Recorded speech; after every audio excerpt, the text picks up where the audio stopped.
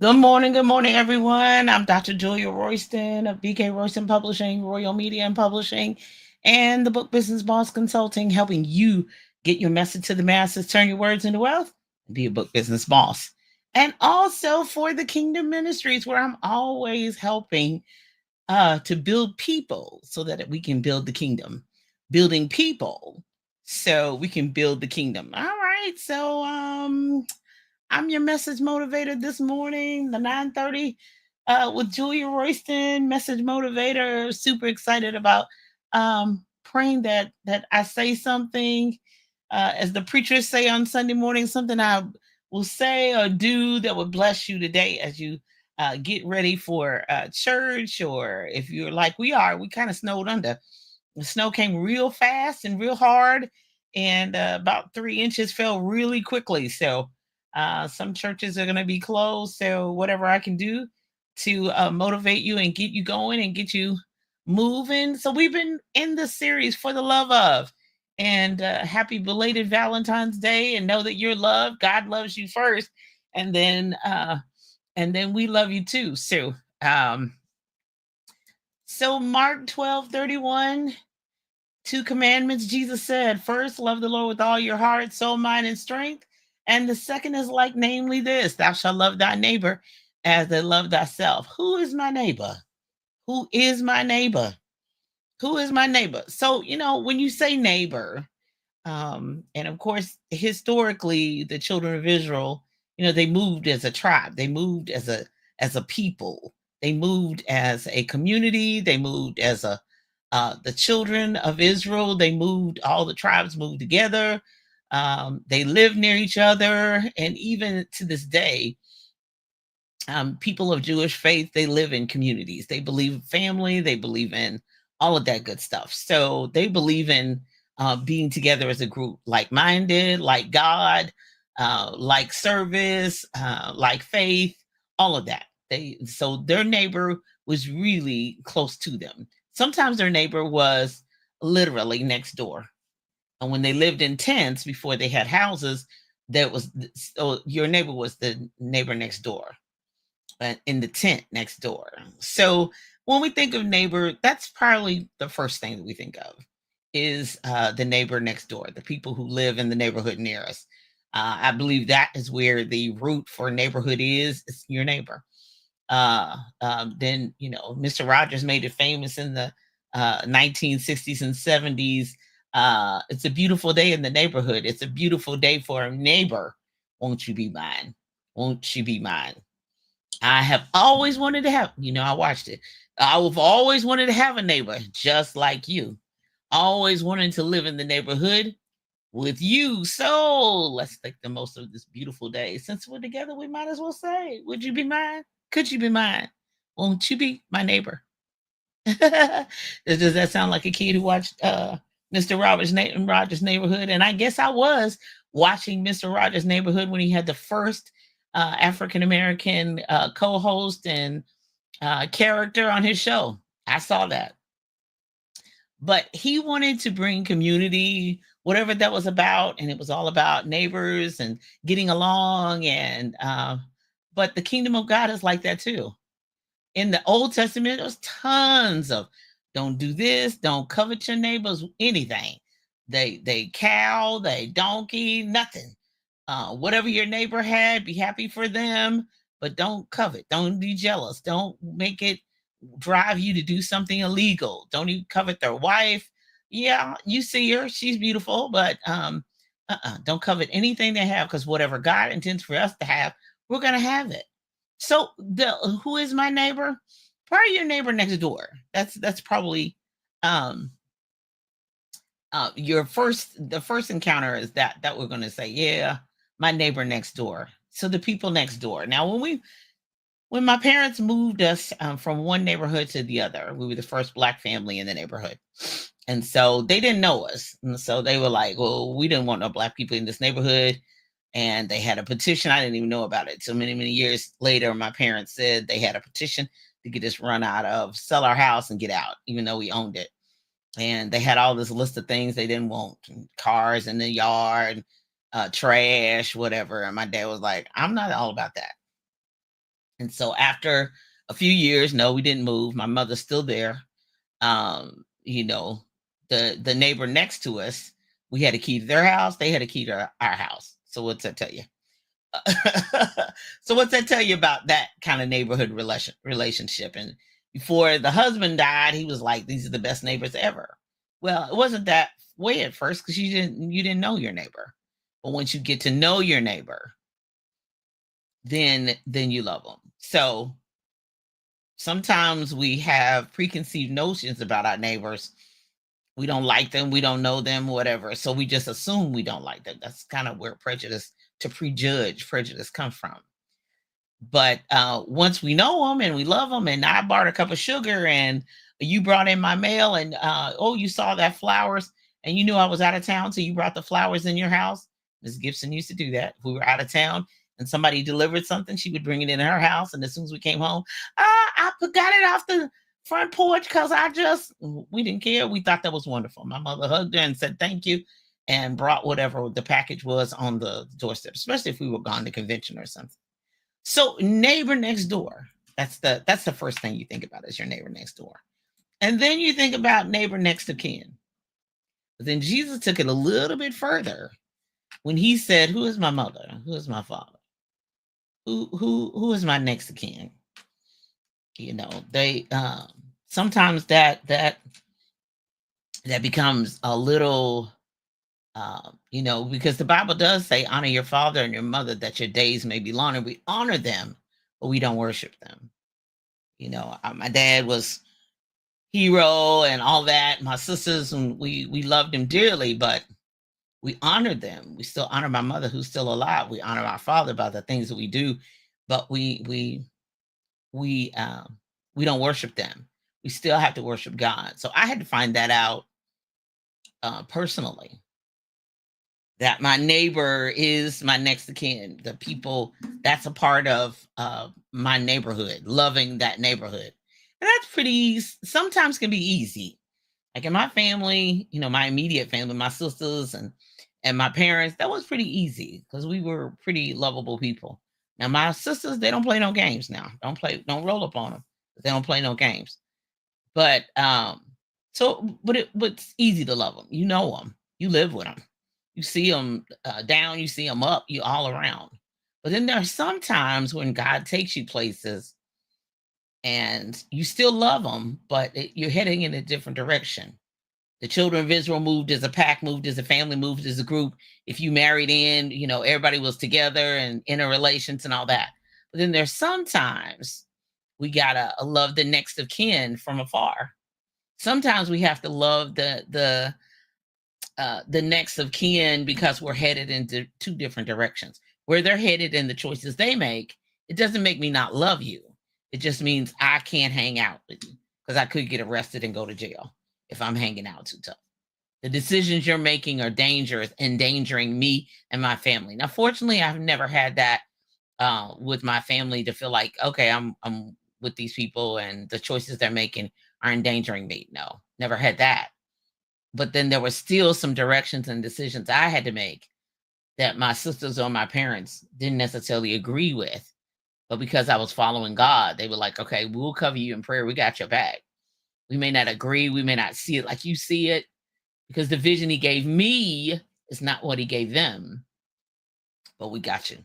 If anything pops off and you misheard God, you misread something you didn't, we got your back. But we may have to love each other, even though we're headed in different directions. So thou shalt love your neighbor as you love yourself. I love myself enough to follow God.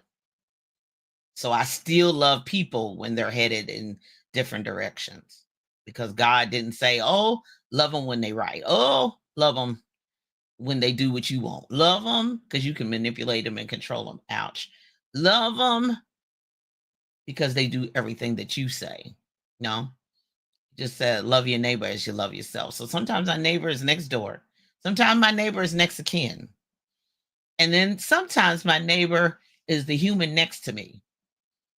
And John 3:16, for God so loved the world that he gave his only begotten son, that whosoever believeth in him should not perish, but have everlasting life. Well, some people are like, well, that was Jesus. I I can't stand them or whatever, whatever. I don't like what they do. There's a lot of people I don't like what they do, but he didn't say I didn't have to love them. And the next one's going to even take you that far. But yeah, Jesus is the Lamb of God that takes away the sins of the world. But if we're going to be like him, we have to love the world. Even if we don't agree, even if they don't hate, if they don't love you back, that's not what it was. Love your neighbor as you love yourself. And how you want yourself to be treated is how you want the next of kin to be treated. Now, if we all had that, it'd be kumbaya. We'd be getting along and not having no problems. But everybody doesn't agree with that. Everybody doesn't believe that you love the human next to you, that your neighbor is a human being next to you, standing next to you, not only just living next door, but sitting in the cubicle next to you, on the bus with you. Sometimes, visitors come in your church, visitors come on your job. It's the human. So you're obligated, if you're a follower of Christ. Now, that's different if you're not. If you're a follower of Christ, the human next to you, love them as you love yourself. Now, if they're abusing you and in some kind of way, you still gotta love though. Yeah, that's the hard one. You can still gotta love though. But my granddaddy said, I love you with a long handled spoon. Because abuse is, no, that's not what we're here for. Love, and we treat you with fairly as much as possible. Because the Bible said, as much as what lies within you, live peaceable with all men. Live peaceable with all men. That's why I pursue peace. Like, I pursue peace. I like peace. I don't like chaos. I don't like conflict. I don't like none of that. I pursue peace. But God so loved the world. Yeah. And you're like, well, that's God. Well, but we're supposed to be like him, followers of Jesus, and like them. So that raises the bar real high. But it still raises the bar, because we got to go to the old saying, what would Jesus do? What would Jesus do? Ew, ouch. Okay, got my toes too. And then finally, my neighbor. It could be a human next to me, but it could also a human that hates me. And then Jesus said, I'm going to take it a whole step further. Love your enemies. Ouch. You're going to make me do what? Love my enemies. What? Now, sometimes I have known people that I thought were my enemy, or thought, they really can't stand me and they really don't like me. But I think sometimes, and I've had this, I'm 61 now, I'll be 62 in May. So I've had people who really admired me, partly jealous of me, whatever. And because they told me later. It's not like something I thought of. No, they told me. And they're like, we don't know how to handle you, whatever. But, and then we ended up having a cordial relationship. Now, I'm not necessarily going to be besties, but we learned how to get along. We learned how to work together. But sometimes God's going to have you work with people and be around people and have even people bless you who can't stand you. And some people like, I don't even know why I'm blessing you. I don't even have no clue.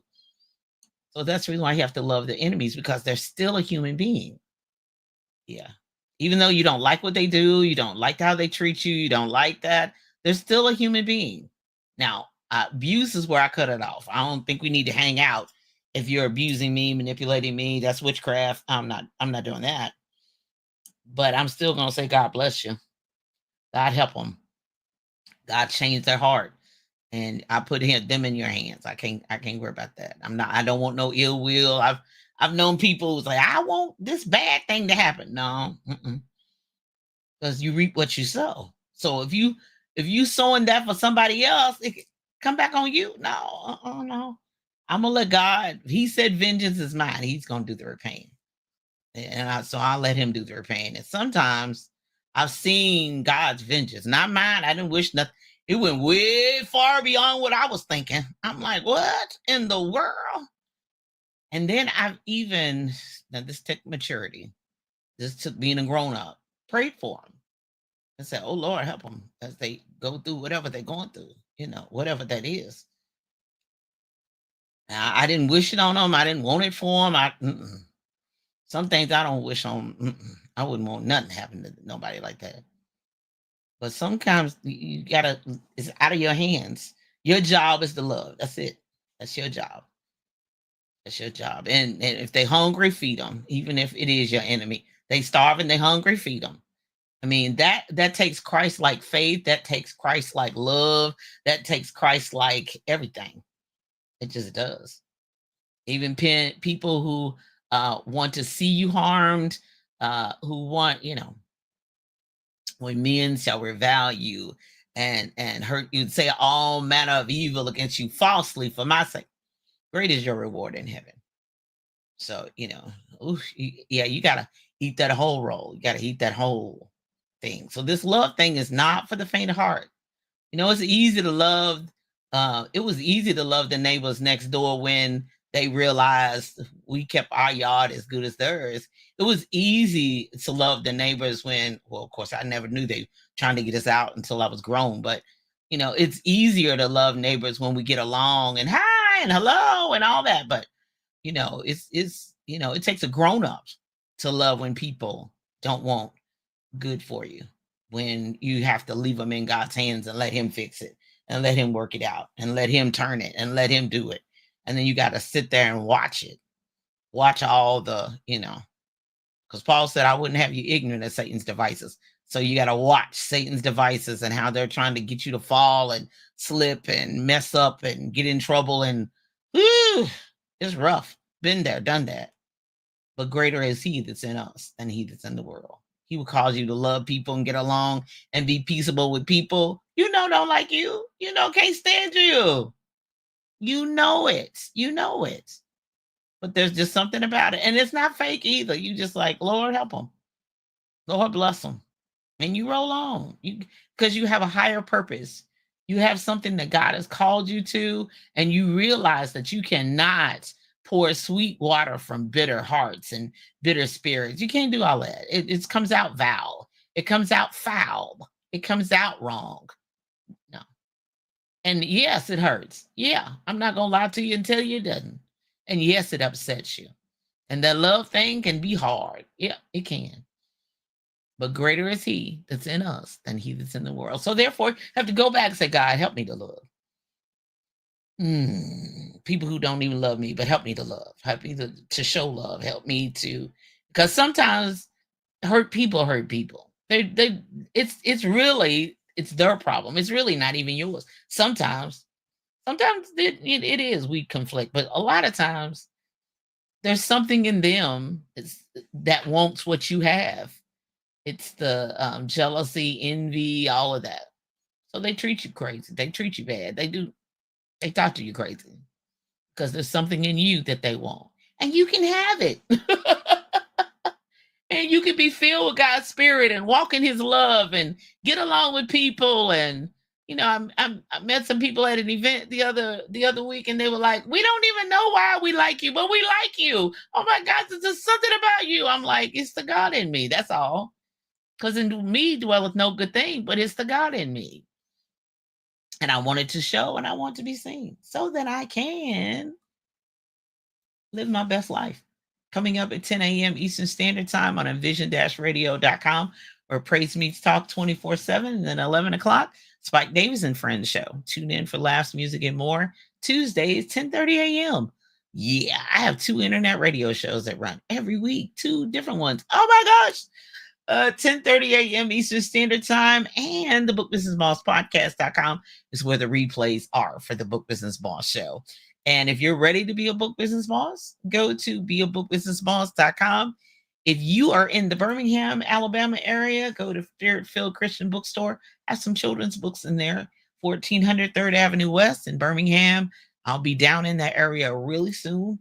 If you're in Greensboro, North Carolina, Next Chapter Bookstore, gift shop inside Ben's Boys, located at 2711 Grandview Avenue in Greensboro, North Carolina. Great food. I can't wait to get there. And then Mobile Booksellers, at 3990 Government Boulevard, Mobile, Alabama. Brew and Sip 2860 Packer Lane Way in Louisville, Kentucky. Janami Books and more. 636 South 18th Street in Louisville, and then the Book Nerd Fam. Yeah, I'm on the road. I'm on the road myself, and then I've got one, two, three, four, five. 1, 2, 3, 4, 5, 6 people on the road with books for me to go to Book for Nerd Fam on Facebook. Find them on Facebook as well as their online store, bookshop.org shop / Book Nerd Fam. If you are ready to write your book and you have a question, whether it's an idea in your head, go to talkwithroyston.com and let's have a conversation. And all of my other online stores and all that good stuff are at JuliaAKRoyston.com. That's JULIA, another A and K, Royston.com. Coming up this week, if I can get out and get across the bridge, the Kentucky Baptist Pastors Conference, February 17th through the 19th at the Marriott of Hirschhorn Lane. I look forward to meeting you there. And then the Montgomery Book Festival, and Writing Expo coming up March 1st, 10 a.m. to 2 p.m. There are 3 classes on writing, the business of writing and business of being an author, as well as promotional materials and promotional outlet marketing for authors. Just come on by and meet us at the Armory in downtown Montgomery, Alabama. To register, go to VernetCnettles.com if you're an author or an artist. VernetCnettles.com. I hope to see you there. Looking forward to that. Hopefully the weather will hold up so I can get there. Yay! So I'm Dr. Julia Royston, praying today, tomorrow, and always that you live your best life and build up somebody. Remember, who is my neighbor? Everybody's your neighbor. Not just the people who live next door, not just the people who are kin to you, not just the people you like and like you back. But what about your enemy? You got to love them too. First, got to love God as you, with all your heart, mind, soul, and spirit, and then love your neighbor as you love yourself. Be blessed. Love you all. Bye-bye. Good morning. Good morning. Live peaceably with all men. Yes, Lord. Lord, we reap what we sow. Yes, ma'am. You all be blessed in all you do. See you soon. Bye-bye.